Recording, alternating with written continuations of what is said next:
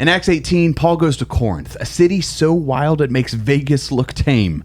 He's exhausted, he's running on fumes, and then things get spicy. There's beatings and a lawsuit, and maybe even a redemption story for his enemy. Join us as we talk about it. Welcome to the Morning Manna Podcast. You're invited to the table for real conversations about faith, culture, and the everyday pursuit of loving God, loving each other, and loving the world around us. Hey, welcome back to another episode of the Morning Manna Podcast. We're so glad you're with us. I'm your host, Nick Ertel, and today we've got lead pastor Chris Fletcher. I'm being forced against my will. We've got Pastor James Lewis. Just happy to be here. That's right. And then we've got Pastor Jeff Christensen. I have nothing to say. Very good. This is a rowdy... And we all know that's a lie. This is a rowdy group. I'm going to have a hard time 5 minutes. doing this. Yeah, right. But, hey, producer Bryson, what do you got for us today? Well, first, I just think it's really sweet that you guys coordinated all black today. This is what I wear every day. Yeah. Okay. Well, minus those ugly or Dixon flat. shirts. Unless he's got tie-dye on, and then, in which case. Yeah. Except for all the other things I wear. Yeah. Minus everything else. So yeah, I just thought it was sweet. I was like, man, all black. I mean, are you guys okay? Are you feeling a little sad? It's okay. Yeah, I'm feeling great, man. We grew up in the 90s. Yeah. Right? Yeah, it's our angst. We wear it on our sleeves. That's right. All right. Well, today we're going to start off a little bit differently because I have engaged multiple people in person talking about the manna mailbag. Can we just unpack that? Okay. Manna mailbag? It's too early for that. Can we unpack that sentence you just said? You No, said we you cannot. engaged multiple people Yeah. in person who've said to you? Does my vocabulary make you uncomfortable? No, just your sentence construction is... Numerous people who said out loud, "Man, a mailbag." I was talking to humans. You have the power. magic. Yeah. So in these discussions, Okay. I realized With most, these multiple people you've met? yes, Okay. all three of them. Who discussed the man, a mailbag. Sure. Okay. Now we're starting to Alvaro, Yeah, please stop. That's my man, Alvaro. Not running our coverage. Most people don't know what the manna mailbag is. Okay. I love that he did not listen to you. This is a podcast best consumed late at night, like when you're just so tired nothing makes sense, or early in the morning when nothing was ever going to make sense to begin with. There you go. That seems like the best times to We need consume this. We need the midnight manna. Oh, Instead of the morning manna. Midnight manna. That's a different show. Take it easy. buddy. All right, we're going to read That could go in multiple directions. Yeah. There's no way we're going to get anything meaningful. You better rescue this. What do you got to say, Ryzen? We're going to do the manna mailbag.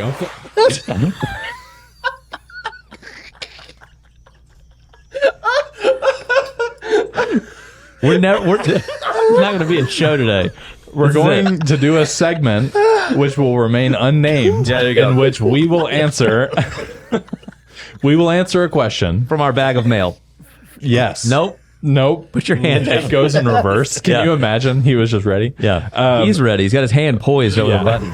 He's right behind you. I can see him. You can't. I can't see him. so No. ready. Oh, breathe. So we're going to answer this question. Okay. What is the mail of bag that we have here at Manna?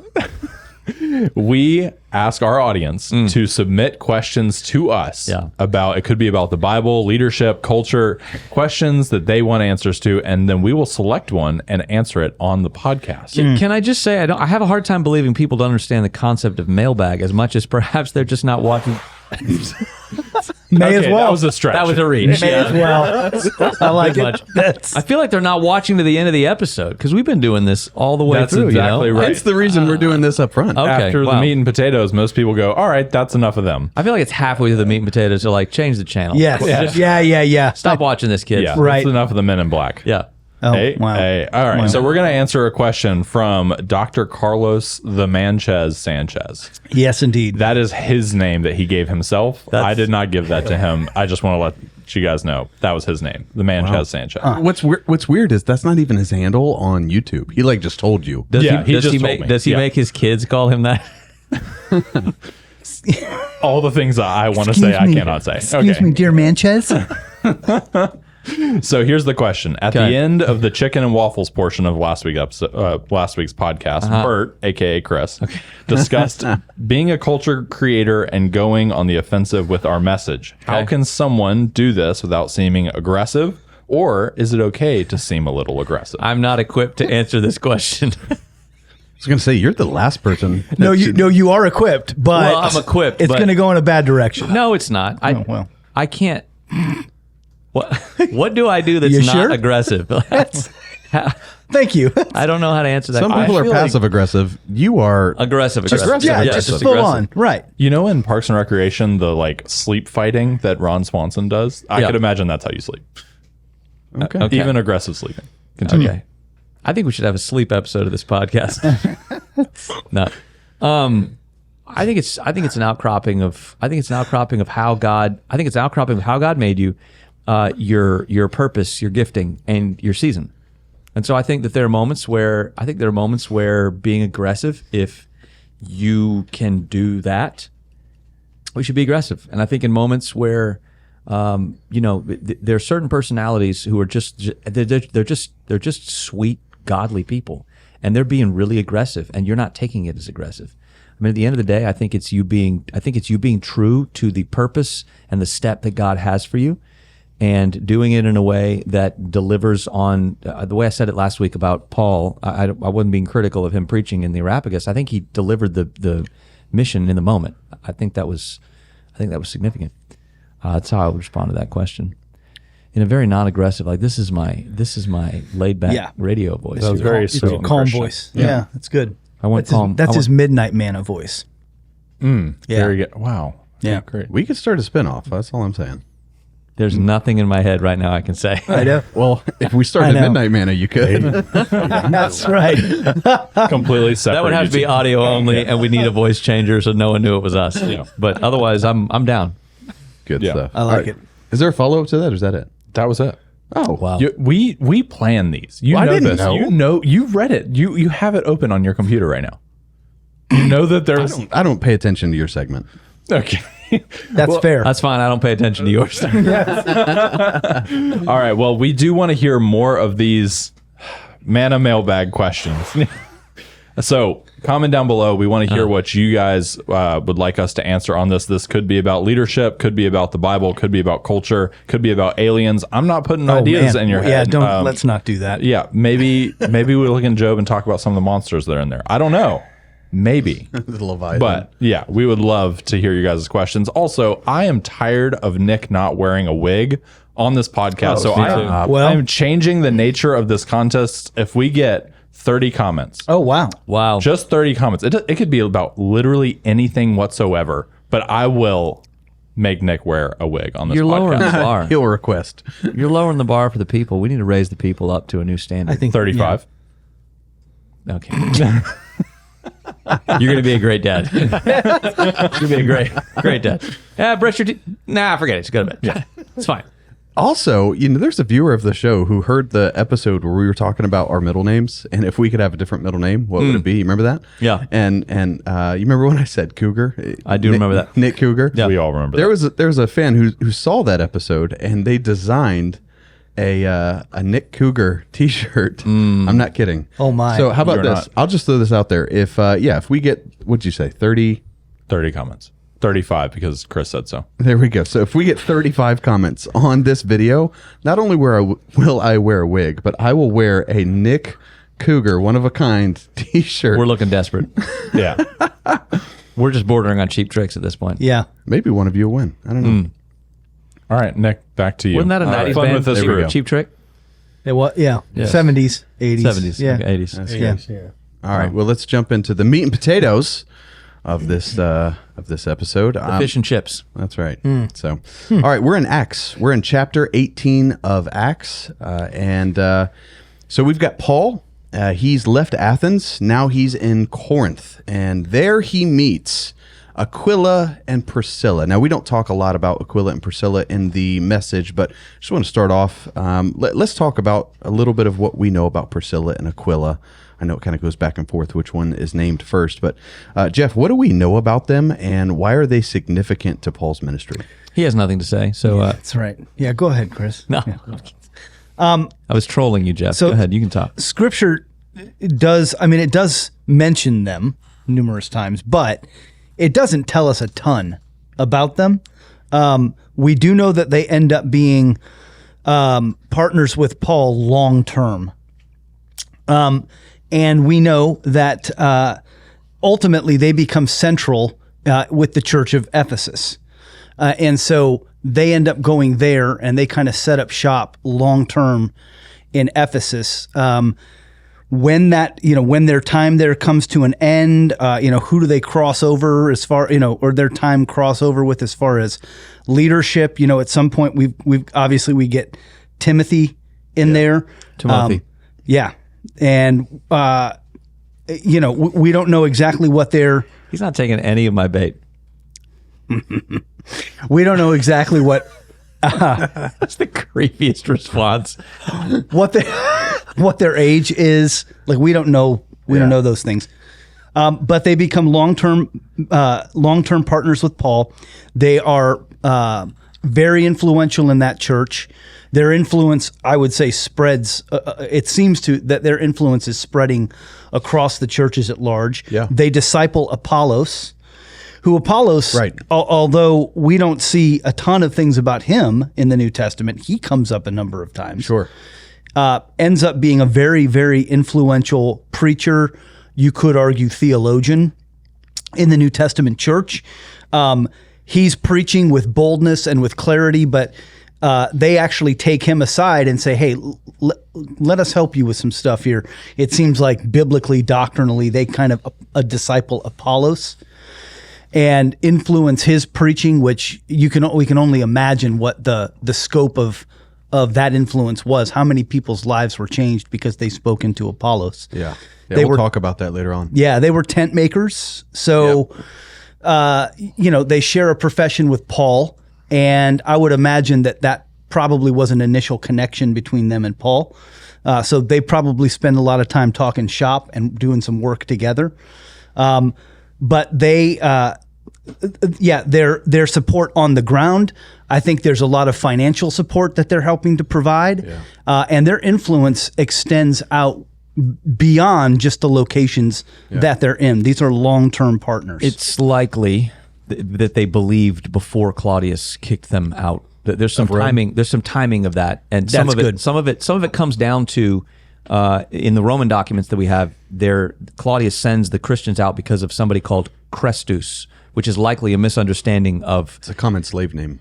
And it's likely a misunderstanding of Jesus Christ, because what we know of the Roman church at the time is it's not very big. So he's sent them out. There are Jews in Rome, but he sent the Jews and he sent the believers. And so the believers and the Jews are all mixed together and sent out. That's when Aquila and Priscilla leave Rome to go to Corinth, where Paul's going to bump into them. Yeah. And it's likely they were already believers. It's likely they were already believers first. Some interesting stuff I've read on Priscilla and research specifically, because my kids are not Aquila, on Priscilla. Prisca, okay, specifically her. That's a Roman name. So part of the wonder of why does her name come first is perhaps she's the one who's Roman, and perhaps Aquila is not. So Aquila is from Pontus. Okay. So yes, Roman, but not as Roman as Rome, obviously. Yeah. And if she's born Roman, then it's quite possible if she's born Roman in Rome that it's her citizenship and standing, et cetera, that's a bigger deal, perhaps. At the same time, that's good. There's no proof of this, but there is some wonder as to whether part of the intel Paul gets on what's happening in the church in Rome when he writes the letter to the Romans, which is coming soon, is also because once Aquila and Priscilla move with him to Ephesus and then go on and basically establish trade. They're serial entrepreneurs is what they are. Yes. Yeah. And very successful apparently because they're opening and maintaining businesses across Ephesus is in Asia, and where they are currently in Corinth is Greece. It's not Macedonia, but it's the south part of Greece. Yeah. So they have maintained thriving businesses across bodies of water, which at this time is a fairly significant thing to do. Yeah. So I mean, you think about that time frame. They're franchising. They are franchising before franchising was a thing. Yeah. That's interesting. And regardless of why, it seems as if in our reading of the New Testament, Lydia is a first convert in Greece. She's a really big player in the early church. She's an important member of the early church, and apparently so is Priscilla. Now, if it's for the reasons I listed, I don't know. But for whatever reason, she's listed as first in the order of their marriage a couple of times, whether that's because of nobility, whether that's because of placement in the church. Regardless, this is a really big couple. And she was held in high esteem in one way or another, whether it was because of her Roman citizenship or maybe it was because of her prestige and just kind of being well known among the There church. There are some early church documents on Priscilla, and that being her coming from an important Roman family, some lineage, something to do with Rome. And there is some tradition that holds to her even being buried back there. Interesting. Again, way too much. My daughter, for Faces of History, a little homeschool assignment she had last year, she wanted to be Priscilla. So Nice. we researched the mess out of that. Yeah. cool. Yeah. Well, and it's interesting because in this chapter we've got, of course, Paul, and then we've got Aquila and Priscilla, but then we also talk about Apollos later on. And Paul, Priscilla, and Apollos, not in that order, but those are three people that are probably the leading arguments for one of them being the author of Hebrews. And so that debate could go on and on. Don't forget Barnabas. Barnabas is in Some it. people say Barnabas Yes. as well, but we don't see him in this chapter. But yeah. Fair. I Stop guess, it, Jeff. Nick read a book and he wants to prove it. Nick's wife Nick's wife wrote books. made me- adorable. Nick's wife wrote books. Nick read them, and then she- he came on to try to look as smart as She he read it was. to me. Let's get it There you right. Okay, as I'm falling asleep. No, all right. So we've got we've got Silas and Timothy. They're coming from Berea.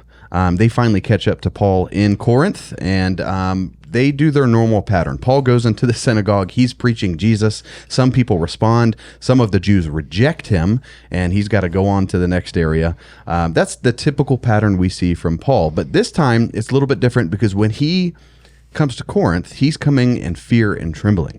Yeah. In fact, he's afraid. He's tired. He's running on fumes. He's tired. and He is tired as well. He's not naked, but he is tired. yeah. Well, You said he was tired. That means he's wearing clothes. he is tired. Excuse me. My fault. I wondered where you were coming from with that, but had now no idea. now I get it. Okay. Okay. He said he was weak. He was tired. Excuse me.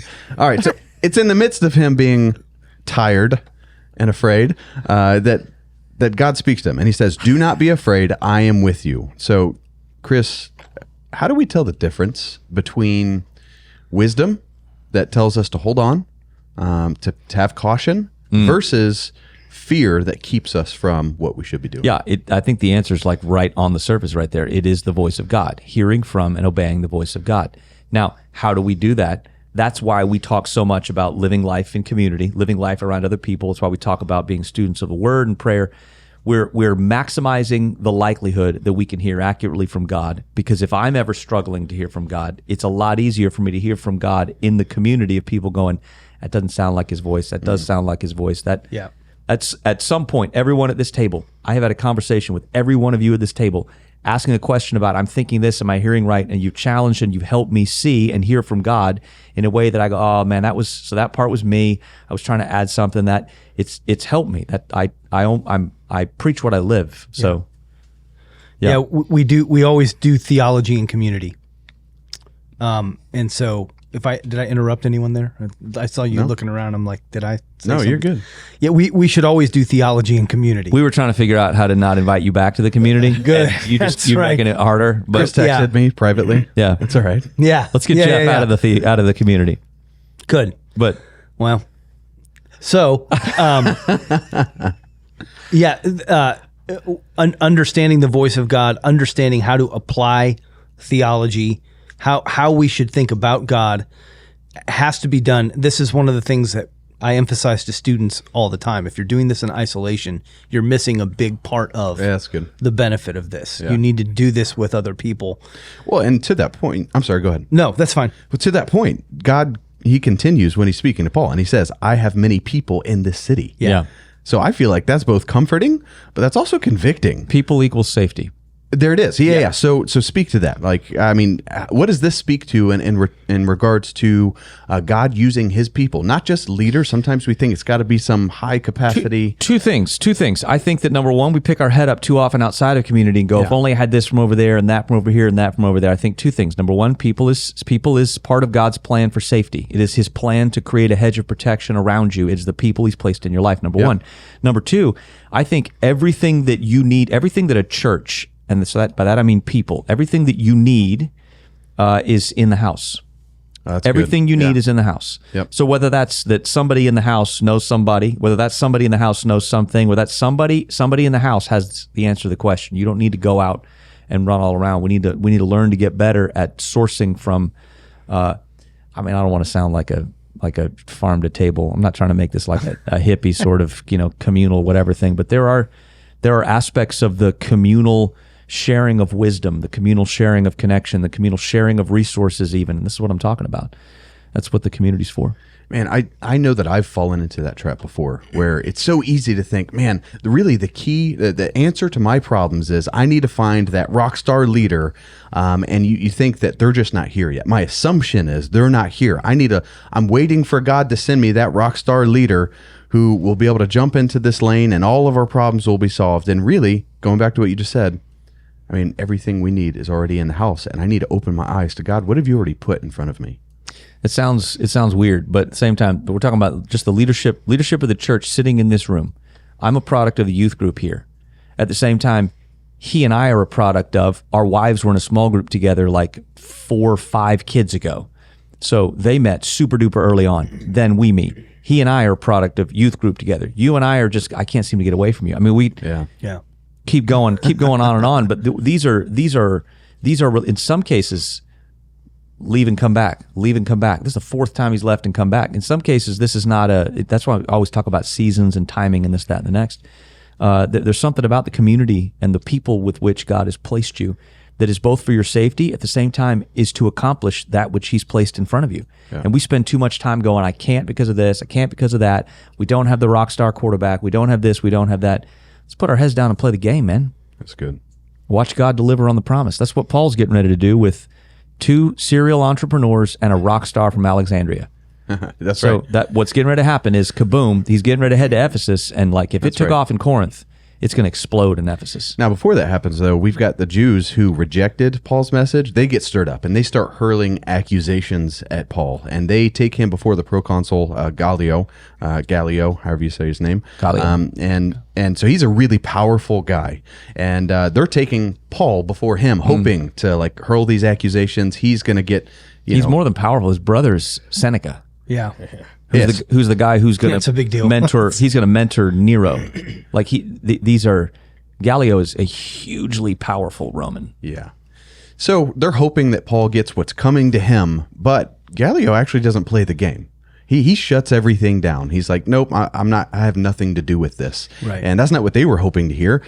So he shuts down the whole trial and dismisses everything. And then all of those Jews who were trying to get Paul, either arrested or beaten or whatever. Beaten. Excuse me. Beat Get that man beat it. That's right. But they turn on their own guy. There's this guy, Sosthenes. He's the leader of the synagogue who's kind of heading all of this up. Yeah. And they turn on their own guy and they beat him, and he's just left abandoned. So I want to ask James, was this just political luck, you think, that all of this happened? Or do you think that God was trying to protect his people because all of the sudden now you've got Paul who's almost, the heat is off of him now. So is this just political luck or is there something more? Yeah, I have a Christian worldview. Yeah. I don't believe in luck. Like, I just don't. I think God is sovereign, period. And so it's easy to say, oh, that was just luck in the moment. And I'm a little bit older than everybody else in here. And I will tell you that life is saying, oh, that's luck. And then later on, you realize through hindsight, oh, that was God intervened because I could have gone this route, or God intervened because I could have done this route. God is always intervening. We may not perceive it as such in the moment, but yeah, God is protecting his people. He's going through in the same way. If things had gone south, would the church still advance? Yes, because God is sovereign. Right. But it wouldn't be luck that, oh, they did this and it happened. It wouldn't be luck that they didn't do it and it happened. It's God is sovereign and it happens. Yeah. Well, I feel like they also, specifically when it comes to Sosthenes, I feel like they were going to beat somebody that day. They were hoping to beat Paul, and when they found out that he was covered, somebody getting whooped. Sosthenes gets beat for whatever reason, and I welcome any comment here because I'm not saying I know this, but I don't think that Gallio is just like this all of a sudden really great dude who has like a vision from God. I just think he doesn't want to deal with it. So he's like, I don't want to mess with this anymore because he does more than just dismiss it. He dismisses it with what we would call in legal vernacular, we'd call it prejudice. Yep. So when a case is dismissed with prejudice, it means that there is no, you cannot reopen this case. There's no appeal. Basically, what Paul has right here is Paul's got a golden ticket. He can do whatever he wants in Corinth. And basically, as long as Gallio not going to hear a case on him, boy, he is like, he's got what every mafia boss wishes they could get a hold of. Because he can do whatever he wants. And it's not even because Gallio is pro-Jesus or pro-Paul. Right. No. He's just supremely disinterested. Yes. Like, this has nothing to do with me. At this point, I cannot prove this. At this point, I wonder if this is not one of the big Roman blunders in the spread of the gospel. Because had Gallio clamped down here, you wonder how it, obviously God's sovereign, it would have spread. Right. But it does not appear that this is creating a big enough problem for Rome, because the Jews keep going, they're preaching someone else other than Caesar. They're preaching someone else other than Caesar. Now remember, when that causes a problem, don't forget Jesus, right? When it causes a problem to Rome, Rome responds. They're not afraid to respond. I just think he's like, this is not that big a deal, man. Like they're not powerful enough. It hasn't spread enough, whatever. And so he looks the other way, and this is one of those Roman blunders that leads to, he just does not realize what Paul camped for 18 months in Corinth is going to do.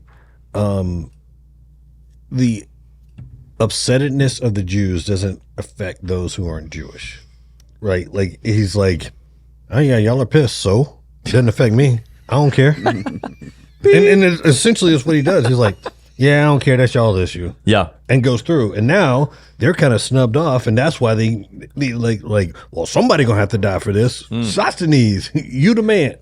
Because you're like, here's the thing. And I think that's the issue is like, well, this viewer can't go untouched. And if they're not going to do it, then we have to do it. But we can't do it to anybody else. But And I think the fact that you just hit something on the head, the fact that they're Jewish for Gallio just makes it even more remote.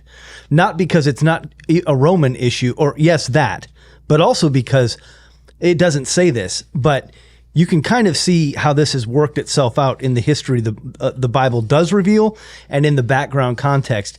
The Romans don't really like the Jewish people that much. Right. So for him to be like, this is a Jewish problem, I have no interest in helping you. Yeah, they're an annoyance. Like get out of my face. There's all kinds of background political issues that sovereignly work in Paul's favor here that I don't think Gallio had any intention of making it favorable toward Paul. He just was like, I don't have any interest in dealing with you guys. And it does go to show just the sovereignty of God and inner workings of all of that. Well, that's you can either see luck in the midst of chaos, or you can see order in the midst of chaos. Yes. And chaos, when I say chaos, I don't even mean, like, when I say chaos, you probably think of like a windstorm and a tornado whipping everything around. When I say chaos, I just mean what appears to you to be disorderly movement that you actually discovered to be finely tuned, orchestrated things happening for this. I mean, by the time you go from point A, Acts 1, to point 28. Z, Acts 28. I was trying to think of whatever the 28th letter of the alphabet was. There's only 26. I don't know if there are 28. There's 26. So you caught me. But from the time you get from the beginning to the end, you're going to go either this is like the most crazily orchestrated chaos with a whole bunch of dumb luck, or something else was going on. Yeah. So that's well. Let's talk about Sosthenes. Poor guy gets beat.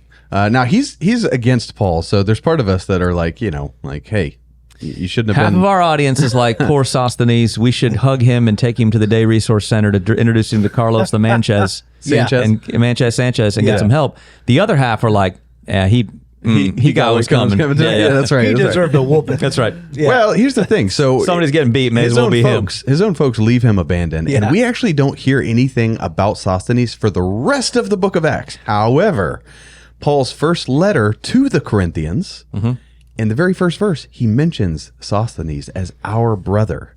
He calls him our brother. Yep. So I want to know, all right, what's the lesson here for how we treat people who make themselves our enemies? Can I speak up and just be the rock in the shoe, the proverbial rock in the shoe for a moment? You mean, can you be Jeff? Yes. Yeah. Good. Thanks. Appreciate that. Can you be yourself? Okay, Absolutely. So just for the sake of good scholarship, we need to. Yeah, Nick. We don't know that that's the same Sosthenes. Sure. It could very well be. That's a good point. It could very well be, but it was a common Greek name. So it just Yes. Now, Yeah. if I could be the reason why Jeff doesn't have friends, but I help him get friends. that's fantastic. I really appreciate that. Well, by the we've way. talked about this before. Yeah. When Jeff got married, I had to put a list. I had to go find groomsmen. I had to go pay people to come Right. be at his wedding. Yeah, he brought in people from out of state. I did. to I make that imported happen. some Yeah, people yeah. from It out of was- state, people who weren't friends. They were just Nebraska Photoshopped people. people into what, photos. yeah. I brought him in. Yeah. We photoshopped some people. That's how he actually had a wedding party. But anyway, I was the only real actual, anyway. All of that is true. I think that the context, though, of how he writes, and I think Jeff and I would agree with this. Yes. It forces me to go, why would this not be the same Sosthenes? Because what Paul does in 1 Corinthians is he writes as if everyone in Corinth would know who this Already was. knows who he is. Yep. So sure, it's a I common agree. Greek name, but that's like saying, well, Jeff over at Manna, well, there aren't, on our staff, there's only one Jeff. Right. So sure, there are a lot of Jeffs over here, and there probably are some Jeffs that go to Manna, but when you say that, the implication is, You know who I'm talking about. you know who I'm talking about. Yeah. So that seems to be the way that I read that. So I would never say 100% that's who that is. Right. But I would go, well, why would that not be who that is? That's fair. You got a hard- glad that you I do. mentioned I that. do tend to agree with you. I do. I know. We've Yeah. talked about that. And I'm glad that you mentioned that because you're right. We don't know for 100% Yes. fact that it's the same Sosthenes. However, we were just talking about this yesterday. We've yet to find, and I'm sure there's at least one that exists, but we've yet to read a scholar who argues the opposite. Right. I've never read a scholar who says this is not the same guy, Yes. but I've read some who go, we just don't know for don't sure. know. Let's not even try to Right, speak right. on that. If it's not the major point of a Corinthian commentary, here's what I've read. I've read it is the same Sosthenes, Yep. or it's another guy. You have yeah. you have read commentaries that go, I've this read is clearly commentaries. somebody else. No, not to say okay. clearly. All right.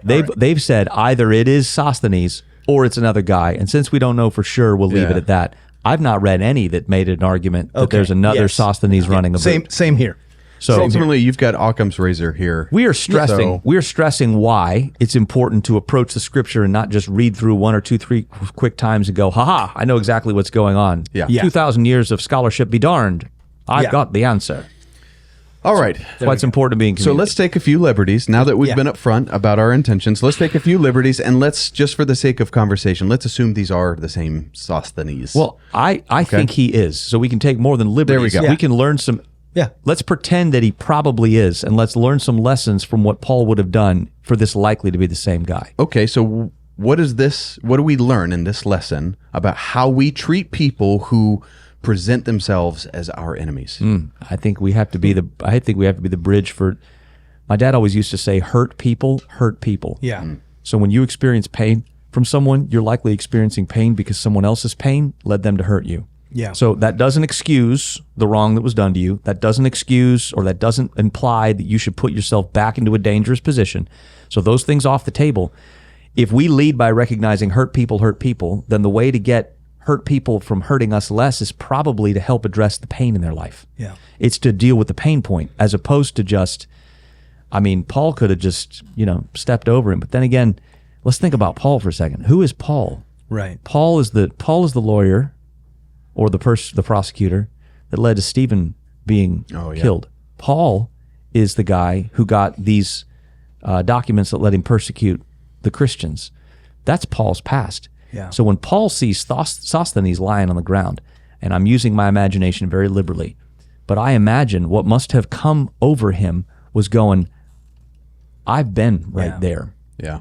If not physically, at least on my insides, I have been right there, beat to a pulp. We won't go off on the whole, maybe it's the guilt of this that haunted Paul, the guilt of Stephen. It's possible the guilt of Stephen and what happened haunted Paul all throughout his ministry. Paul is likely identifying with Sosthenes. Man, I know what that feels like. I know what that is. I know what that is to be gassed up by everybody around going, yes, yes, yes. And then the second they don't need you anymore, they toss you to one side. Wow. Yeah. I imagine that's what leads Paul to whatever action in the in-between goes from, whatever happened there to when he writes to the Corinthians in 1 Corinthians and says, hey, guess who I have with me?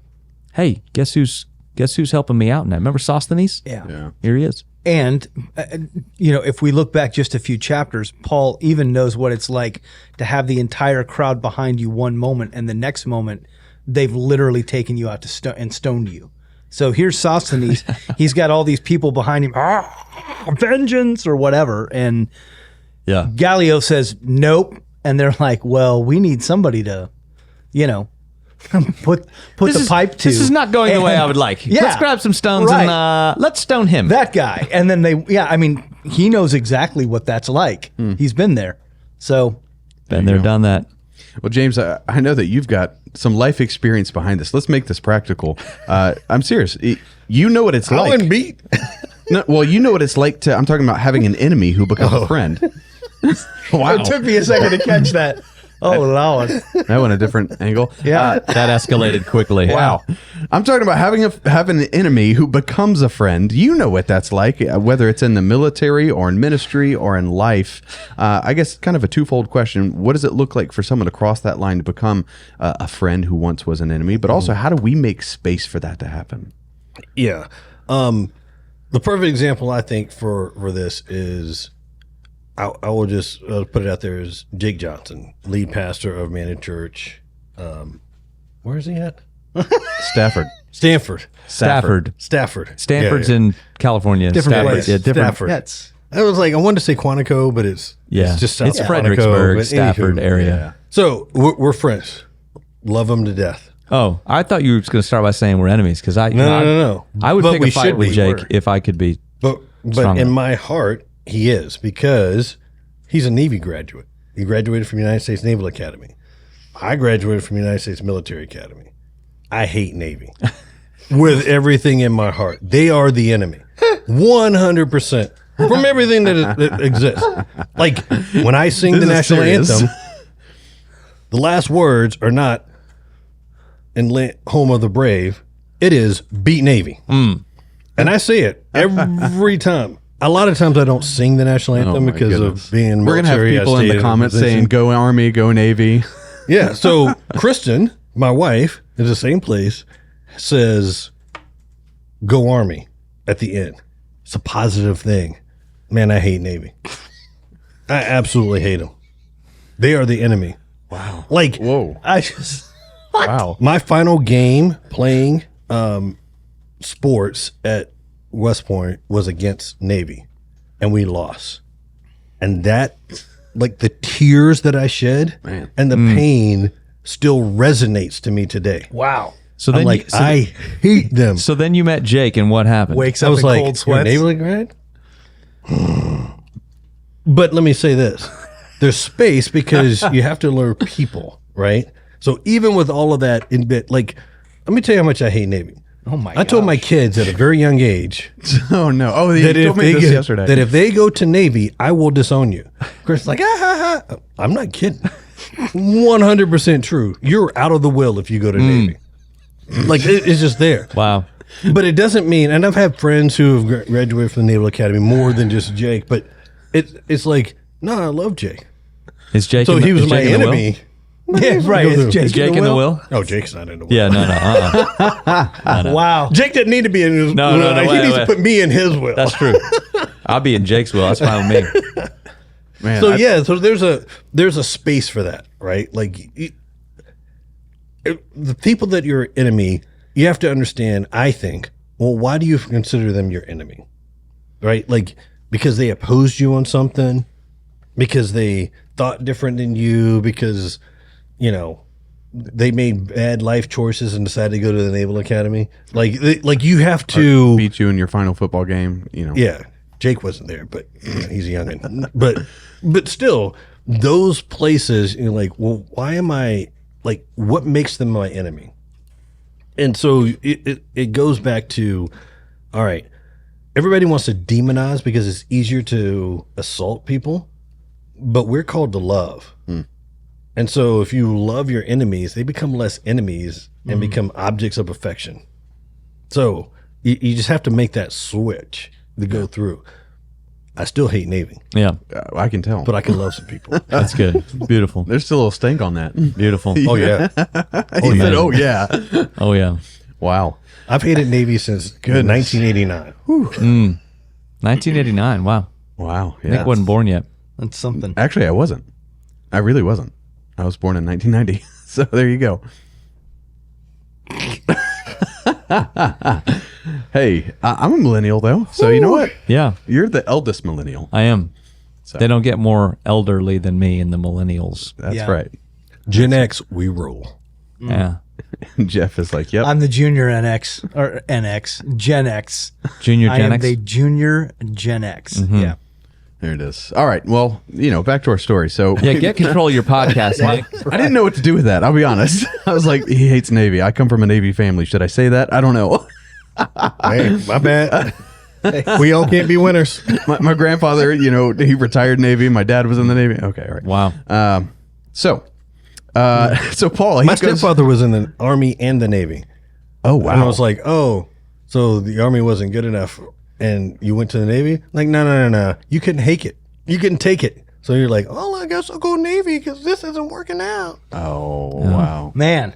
Get control of your Nick, podcast, Nick. yeah, you need to Wow. move us on, Okay, buddy. carry on. Yeah. So Paul, he stays in Corinth, and they say that he was probably there about a year and a half, Yes. and then he starts his journey back home. Now, when he starts his journey back home, if you're reading through the chapter, there's like this one-liner that stands out, and you could skip right past it and not even realize it. But there's this one-liner that says, "Oh, and by the way, he cut his hair," and then it just continues with the story. In Kinkrea, Yeah. Yes, which is interesting. And how do you say it? Kinkrea. This Kinkrea. is nerdy, but Kinkrea is the east side Yeah, port it for is. Corinth. Corinth, if you'd never leave to go to Syria, which is where he's headed. If he's going home, he's going to Antioch, Syrian Antioch. Right. But you would never, if you're over here in Corinth, you would never go all the way around the Peloponnesian Peninsula because of the treacherousness of the waters. You would just go, if you're going west towards Rome, you would go out of the Corinthian port on that side. Corinth was a two-port town. So like in the beginning of the message, we said it is wild in Corinth. Everything you think about first century port town, now imagine there are two in the same city. Yes. And there's a temple to Aphrodite. Okay. Yeah. Interesting. The goddess of... There's a lot packed into all of this because there's a lot that it doesn't say, and Yeah. I feel like Luke just kind of assumes you know what he's referring to. Well, So it's like a seemingly It's so important, and he's clearly only given us the wave tops because it's Yes. 18 months, right? He says more about the weeks of Paul in Athens. Yes. Weeks in Athens, a year and a half in Corinth. That's right. Second longest stay in Paul's missionary journeys, period. Right. Followed Yes, by Corinth. Ephesus, right? No, Ephesus is the longest. That's what I'm saying. Followed. Yeah. Yeah. And- Preceded by Preceded. Ephesus. Excuse me. Preceded. There we go. Excuse me. Yeah. Yeah. Okay. So he's there a year and a half. Yes. And but then he says he cuts his hair, and it says because it was due to a vow, and then Yeah. he just keeps moving. He was under a vow. Okay. So Jeff, He's still a Jew. what's really happening here? Okay, well, so once again, we can't say for sure what's happening, but we can make some educated guesses. Okay. So yeah, well, if we're going to have Okay. academic integrity, Let's then guess educationally. so Jeff has so little integrity in other places. He's got to stick with academic wherever integrity. I You know can what I mean? find That's it, right. wherever I can He's find just clinging to whatever he Okay. can at this point. it. So He's waiting for some troll in the comments to be like, okay. no. Yeah. yeah, right. That one guy that's watching and waiting to like. I'm waiting for pounce some on us. troll to be like, why Yeah. does Chris dislike Jeff so much? That's what I'm I waiting. actually get that question. Do you? Yeah, well, I got it a couple weeks ago. Someone who From was me. like, "Are you and Chris? No, are you guys okay?" Yeah, Yeah. and no, actually, very very sweet lady. That's beautiful. And she realized actually Beautiful. there's just a backlog of a lot of life done. There's a lot of life done. Yeah. Yeah. Anywho, Continue. So what most scholars think is happening here is that Paul had entered into a Nazirite vow, which Nazirite vows, typically speaking, in fact, almost exclusively, the only exception I can think of is Samson. They were temporary. These were not permanent vows. They were entered into usually for one of two reasons. Either it was it was supplication. You were asking God for help, and essentially, it seems crazy to us, probably from a New Testament perspective or from a Christian perspective, because it seems transactional. Like, if you'll do this for me, I'll do this for you, like quid pro quo. But that was one reason. Or the other reason was you saw God had blessed you significantly, and you wanted to say thank you, and so you kind of stepped up your ascetic commitments for a while. So it's likely that Paul has been in a Nazirite vow. Scholars don't agree on why exactly, but there seems to be some smoke behind this idea that Paul getting into Corinth and everything that happened to him in Athens and the things that happened to him before Athens, when he arrives in fear and trembling, and God he's essentially asking God, have mercy on me. Yeah. Like, protect me, make me safe. I can't take this much longer. And in that, God shows up and says, hey, you are safe. This city is filled with my people. Yeah. You can rest for a bit. And Paul hangs his hat for 18 months, Just takes a vow. And that response. as God saying to him, I got you. Like, I'm answering your prayer. That Paul goes, thank you. And in response, I'm going to enter a Nazirite vow. That's cool. Why would Paul do that? Because Paul's Jewish. And Paul doesn't stop being Jewish just because he becomes the apostle to the Gentiles, right? He remains a Jew. And this would have been normal. It's the furthering of the argument I keep making, and I'm only stressing it because I want to make sure that people remember at the end of the day, what I want to establish is I want to help equip people to change their world, and the only way I know to do that is to help people become a student of the Word of God. Yeah. And so the reason that I harp so much on this whole idea of, like, look, it's not like there's a line from Abraham, the promise of God, that all of a sudden takes a hard left turn with Jesus, and he's like, see ya, Jews. The only reason I stress that so much is because I've met so many people in a New Testament Christian context, like you said, and I know you're not meaning this when you say this, but they'll take the Bible, flop it open, rip the Old Testament out, and go, well, this is the stuff that matters. Yeah, that's Old Covenant, That's brother. Old Covenant, brother. We see that in the Old Testament. It's not a big deal. And I'm saying to you, when I watch Paul in Acts, it just further cements the idea that if you don't have, if there's no Old Testament, there is no such thing as a New Testament. Yeah, that's right. There's no gospel without law. When Paul talks about opening the scriptures and powerfully refuting them, he's not flipping to Matthew's pre-release of his PDF of his version of his gospel. Yeah. That's not what he's flipping to. He's flipping to Isaiah and to Jeremiah and to Amos and to Malachi. That's what he's doing. I believe so strongly about that. Next year, we're going to do a series called Minor Prophets, because the way that I'm thinking about this, they're the words that are ringing in everyone's ears when Paul and Peter and Jesus are teaching. That's the thing that's echoing in everybody's head, is the most recent. The Pentateuch is old. They've had that forever. But the prophets, in terms of the history of what's gone on, are relatively not new, but they're newer. They're the thing that's ringing in everybody's mind when they're thinking about, how do I look for Messiah? Yeah. So we're going to do a series through Minor Prophets, because I want you to see how these things go together. And that's one of these sentences that's like, guys. Yeah. Keep in mind, too, Luke has already spilled a lot of ink on this idea of how the Jerusalem Council has related to the Gentiles coming in. And so how does the gospel fit with, how do the New Testament and Old Testament fit together, essentially? Yeah. Luke has spilled a lot of ink. And there is this idea, he's not explicitly stated it so much, but strongly implied, that the gospel is the fulfillment of what the Jewish people have been looking for.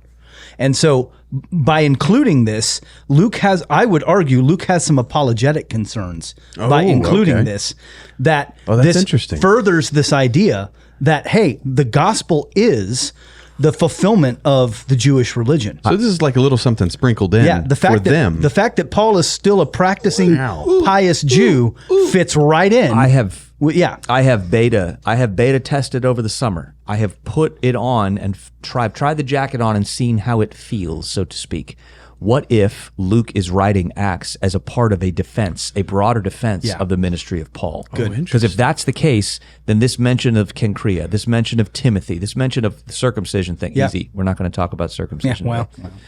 I know you love. But he's peppering these things throughout, because this is part of a greater work of what is a relation of the Acts of the Apostles that also sort of moonlights as Paul's defense for everything that's going on, and a continuation of the line of the promise of Abraham, Moses, David, Jesus, and so on and so forth, Ephesus, and so on and so forth. Not a hard left turn. We got him. And it's also important, I think, as well, for it to be established that, hey, what's happening with the gospel, this isn't some new novel niche thing. I just used 3 N-words in a row there. New novel niche.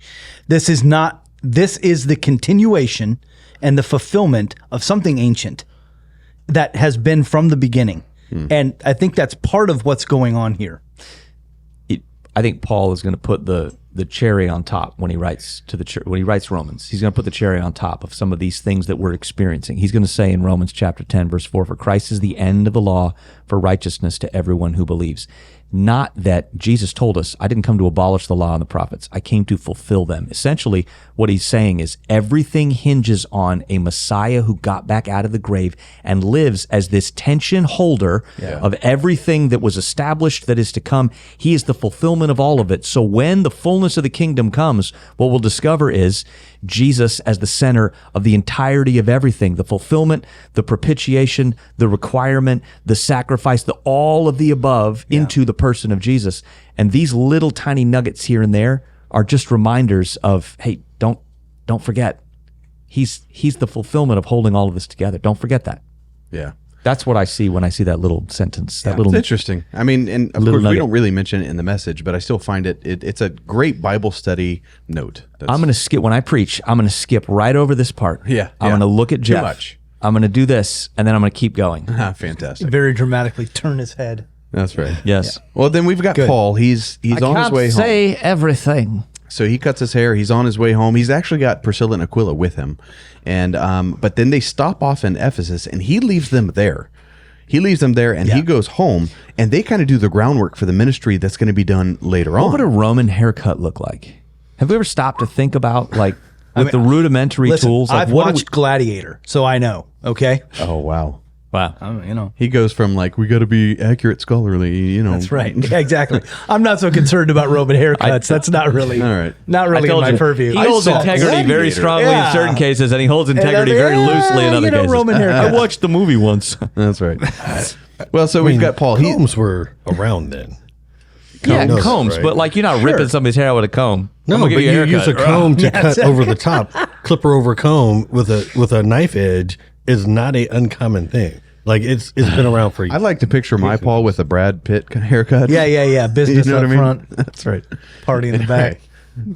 So we've got Paul. He's got his haircut. Yeah. Which just puts a whole new spin on Paul Whole right new there. spin. If you see, business up front. I think party in the that back. means Nick should wear a Paul wig. Yeah. Is that the podcast. Morgan I like Wallen, that. right? Yeah. That's good.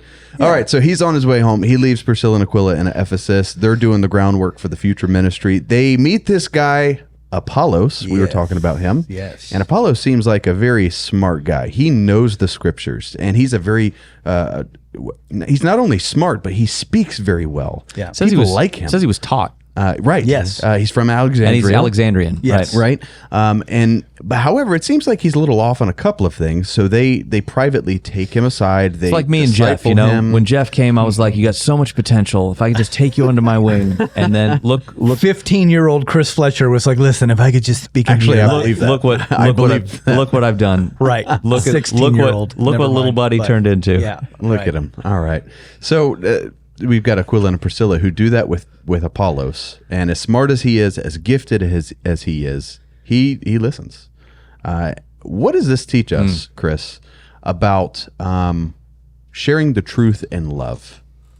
I think it's a two-sided thing. I think number one, kudos to Aquila and Priscilla for stepping up to the plate when they feel like they need to bring something to a young, gifted whippersnapper. I think more of that could happen. At the same time, I think more gifted young whippersnappers could learn from Apollos and go, I mean, clearly, not only has he been taught, but he still maintains an appetite. That's what impresses me, is that it's clear that he has gifting, he has following, but he maintains an appetite to just further refine this gift that God is bringing to the surface inside of him. I think if we have that, when I say what I just said, people respond different ways. They sure do. The old folks go, yeah, you're right. I wish the whippersnappers would listen. Yeah, well, if you would say it and drop some of the snark and the judginess, they'd listen a little bit easier. And the whippersnappers go, yeah, they don't know anything. They don't know anything. I know. Yeah, and if you would drop a little bit of that, If they'd just be nice to me, I'd listen. or if they just be nice to me, I can listen. Or You know they're what? from a different generation. Let me just tell you, as the oldest son of Pastor Michael Paul Fletcher, I love you. I mean it. I love you. But boy, the Christians will tell you from the time you're 6 until the time you're however old I am today, they'll keep telling you as if you're still a 6-year-old.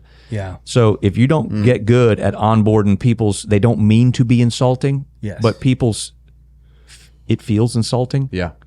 When they come at you and, take the only thing you've ever done with your entire life and go, well, let me put my arm around you. And Wow, you're really growing up, champ. Yeah. Bro. Right. Yeah. I've responded so poorly to some of those well-meaning pep talks in the past. Wow. I wish I responded better, but that's what I see. I think people get offended so often. We see that. James, why do you think people get offended so often rather than just taking the correction? Why is that so hard for people? I think there's a couple of things. One is the overabundance of pride versus humility, and the other thing is taking personal offense. Right? I think when I look back in life and I look at some of the smartest people and some of the greatest athletes and all those things, they were able to take coaching and critique and embrace it and continue on because they knew who they were and they knew where they were going. When people are insecure about who they are, they make a narrative that says, oh, I'm this, which is a false narrative. And any critique that knocks them off of that is an affront to who they are, as opposed to, all right, yeah, I know who I am. I'm not perfect. I have flaws, and you should be ironing sharpening iron. Yeah. So if there's things that can go through, you can accept it, right? You can accept correction as a person with humility. All the while, we talked, going back to the very first question, and we were talking about being aggressive. I'm super aggressive, but I'm teachable. I'm trainable. So it's like, hey, I'm aggressive. I'm going this route. No, you really should go here. Okay. And I'll go that way, but I'll still maintain that same thing. So you need to be coachable. That's good. You need to be able to be a disciple of multiple people. And I think what Apollo showed was, hey, I'm educated. I'm bold. I'm going through. They know more than me. Okay. I'm going to keep going. Because he didn't stop, right? Like he just adjusted. He shifted. He made the change. True. We see a really beautiful handoff because, forgive me, I'm just seeing so much next gen in Acts. Like, it's just crazy, right? We see a really beautiful handoff of an established couple who has some more knowledge of the way, but somebody who's clearly more gifted than they are. And what we see is a real beauty in the body of Christ of them going, look, we've got this little thing. If we tweak, it's really going to take off for you. And then it says when they send him on with letters of commendation, which means he heads over and all of a sudden, kaboom, things start to open up for him. Because imagine if Aquila and Priscilla thought, wait a minute, we're Paul's right and left hand. Right. We're the ones who are supposed to be having everybody listen to us. We're the ones who are supposed to be in charge. They went, this kid better than us. They sponsored him on. That's good. Imagine if more people with position, more people with authority sponsored on people who were better than them. Yeah. Yeah, instead of feeling threatened. As instead of being threatened or having entitlement. As opposed to feeling threatened. And this is also a challenge to you kids because I think the next generation has an unbelievable, it's challenging for them. It's tough for them to grow up in a world where everything is on social media, where everything is a picture taken that can turn into blackmail. It's more challenging for them than it is for me. At the same time, there's a baked in idea that if I just show up in the space and do it well the first time, then you should get out of my way because you're old. And you'll take this with a grain of salt. I love all of you, but you need to be able to deliver that consistently and for a while. And being better than, we'll just use me as a negative example because I don't mind taking people's criticism for sounding this arrogant, but you being better than me once is not super significant. You need to be better than me for a minute or two. And if that's the case, I'll happily hand you the baton. But otherwise, man, I look behind me and there's not a whole lot of dust right now. I'd appreciate some, get better. I do think that generationally, from what we experience, most people don't associate with the greatest generation. So we associate with the oldest generation that we really know is the baby boomers. And that generation had a tendency to hold on to so many things that they poo-pooed on the next two generations, trying to come into their own being, as opposed to what generations before would do is hey, I'm doing this now. I'm going to train you and I'm going to get you there. So when you're ready, you can move forward and take it over. And they're like, here you go. Now we have people that want to hold on to that power, and anything that threatens that power is bad. So they don't continue the process. It's not that you give it to some young pup that's not ready. Yeah.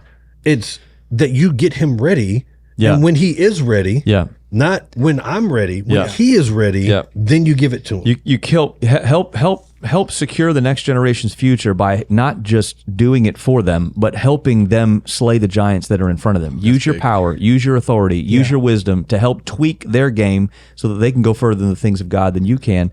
And young generation, be real good. It says that, it says a gift. The Bible says that a person's gift makes way for them. Yeah. Right. Like, do you see someone who's skilled in their work? It says they'll serve before kings. They won't serve before obscure people. Don't worry. If you're good, the goodness, your skill, your gifting, it'll show and it'll rise to the top. Yeah. And if you do it consistently over a period of time, and then you develop the skill of killing the giants in other people's way, let me just tell you something. I don't care what you can do, but if you can eliminate the roadblocks to other people being great, you are forever hireable. Mm-hmm. You are forever hireable for as long as you can continue to do that. Once it becomes about these are the skills that I can do and I can only do skills, once the skills go away, you are no longer hireable. Yeah. I think so for the younger generation as well as the older, the characteristic needed by both that we're talking about is humility. Correct. It all comes back to that. And in fact, humility, even the question you asked Chris earlier about those who would proclaim themselves your enemy. Yeah. Like, how do we make space for people who have been our enemy to become our friends? Absolutely. Humility. Yeah. And it all goes back to that, and to looking at, also sober self-evaluation, self-awareness. There's nobody in this world who's more of a problem than I am. You know what I mean? I am as much agree. of a problem. Yeah, good. Thank you. Proverbially speaking, I can create a problem just as easy as anybody else. Mm-hmm. I'm broken. I'm flawed. My perspective's not always right. That's right. And when I can have self-awareness, soberly evaluate myself, it's a lot easier to make room for other people. Mm. Yeah. I think the example that comes to mind for me when we look at this, like, kind of dynamic, is Kobe and Michael Jordan. Oh, man. Right? Like, so Michael is established. He's the man. Yep. Yeah. And here's this young whippersnapper who's not backing down. He's got all of the intangibles to make him. He's not there yet, but he knows he's not there yet. And he reaches out to who should be his enemy, who should be his thing. He's not relinquishing his throne. He's not doing anything. Yeah. But because he sees the heart in there, he says, hey, young fella, this is what you need to do. Young fella, this is what you're going to get better.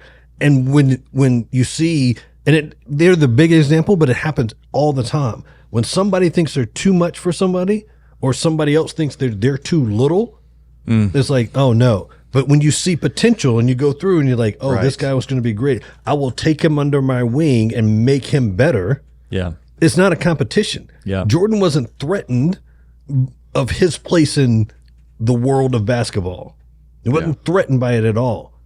But he recognized something in Kobe that can make him the best that he could be, and he fed into him.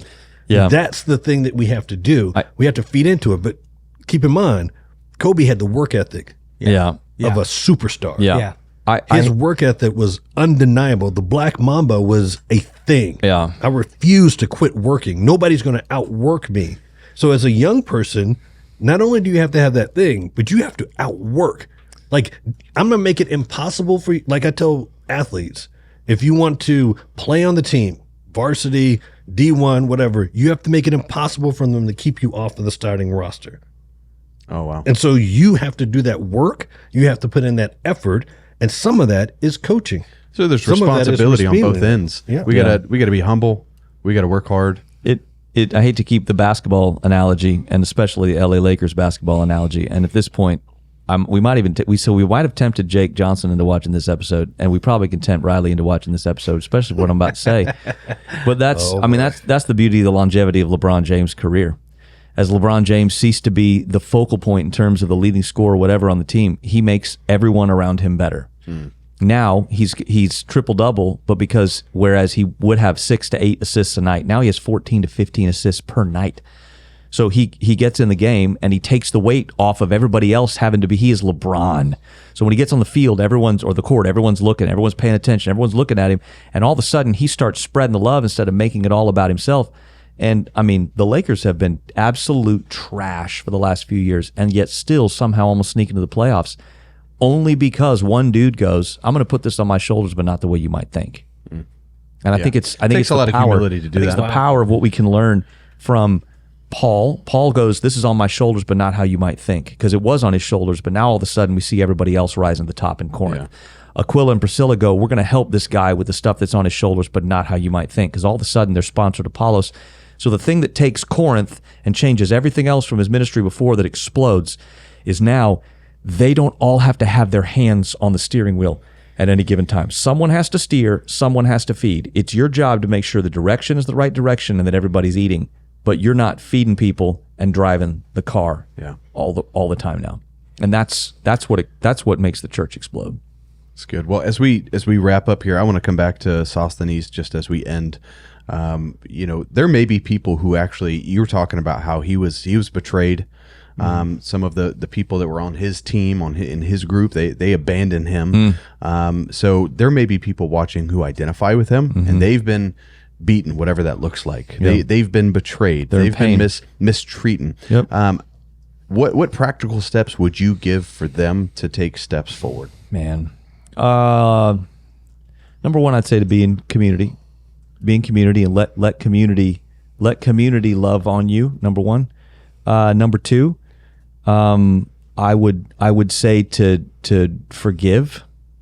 I know that sounds counterintuitive in the midst of pain, but your breakthrough, whatever breakthrough you're looking for in your life, is on the other side of a door called forgiveness. Whether that's forgiveness you need to ask for or forgiveness you need to grant. At some level, whatever breakthrough everyone's crying out for right now is on the other side of something that deals with forgiveness. And, grab some low-hanging fruit, right? So I think if we went around the table, we don't have time. We went around the table and talked about the places, the people, the experiences in our lives where we couldn't just forgive once and it was gone. Yeah. I'm talking about the places I had to strive for years, the people that were locked up on the inside of me for years, that I had to every day take their name before the throne and go, give me the grace to forgive. Give me the strength to forgive today. Give me the strength to forgive today. And it's not even that the hurt and the pain were ongoing. The event had happened, it was done, but I still lived in that. You start the snowball forward by grabbing what I would call low-hanging fruit. Find some places where you can forgive and move forward and start the snowball of forgiveness. Find the places in your life when you can go, you know what? That happened to me, but I'm not going to let it happen to her. And I'm going to shield and protect and then start to sponsor them on forward. Find those snowball places in your life and let's get the snowball rolling forward, because I can tell you it's a lot like physical therapy. Yeah. If you go get surgery and then you sit on your rear end, you might actually undo the benefits of the surgery because you're just sitting there. Yeah. You've got to actually take the muscle or the joint or whatever was just surgically repaired, and you've got to use it, or the surgery does no good. We're asking the Holy Spirit to do surgery on our insides and then go, well, if I just get surgery on my insides, I can sit still and do nothing. Then don't get surgery. Yeah, I think that's a really good analogy when we're talking about surgery and then the recovery period for it, because most people, when they get wounded, they're like focused on where the injury is. Yeah. But they don't build the supporting muscles around it. Having had multiple surgeries on my knees, I can tell you I had knee surgery, but I didn't do physical therapy on my knees. I did physical therapy to rebuild the muscles that support my knees. Right. That goes through. So you have to, like, if you wrestle or you languish in the hurt, you will never heal the things that are surrounded to go through. So if the knee is hurt, I can't use the knee. Well, I have to build all the things around it to make it better. Yep. And so that self-determination in there, and I say self-determination meaning I know I can't do it on my own, but I have to make the effort to do to the one who can. Yeah, it's good. So it's a little bit of, like, I think I love that analogy, because you have to build up the stuff that surrounds it. Like the rehab, when I had my shoulder surgery, very little had to do with my shoulder. It's all the stuff around it that made my shoulder be able to function and support what was weak before. It's good. Yeah. Well, it's been a good conversation. My back hurts now that you talked all about it. Welcome to the club. Next week, we're going to talk about Paul's third missionary journey. It kind of starts there at the end of chapter 18, but that's a wrap for chapter 18 for now. I think it's the first time you've started the show in 18 weeks of doing Acts, and you haven't tried to start with some kind of, let's recap where we've been. Yeah, it didn't need it this week. Yeah. It didn't need it. It took 17 chapters, and look at you.